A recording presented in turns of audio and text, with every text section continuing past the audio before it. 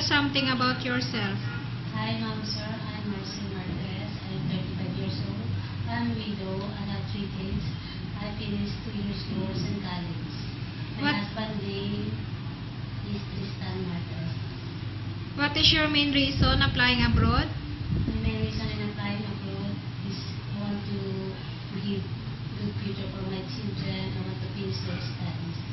Are you willing to take care of a newborn baby? Yes, ma'am. How about young children? Yes, ma'am. Can you sing a lullaby to put baby and children to sleep? Yes, ma'am.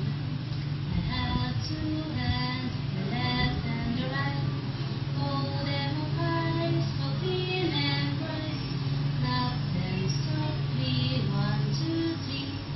Clean little hands are good to see. Can you and are you willing to take care of elderly or bedridden people? Yes, ma'am. How about animals? Yes, ma'am. Are you willing to take care of pets and domestic animals? Yes, ma'am. Do you have any experience in cooking? Yes, ma'am. Where? In my house, ma'am, I can cook adobo, pork barbecue, pork steak, chicken barbecue, pasta. Do you know how to bake? I'm willing to learn baking. What particular home and electrical appliances can you operate? I can operate iron, blender, microwave oven, computer.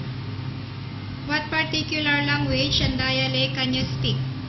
English, Tagalog. This interview will be viewed by your potential employer. Why do you think she should hire you? My employer should hire me because I'm a hard-working person. I can do the household chores.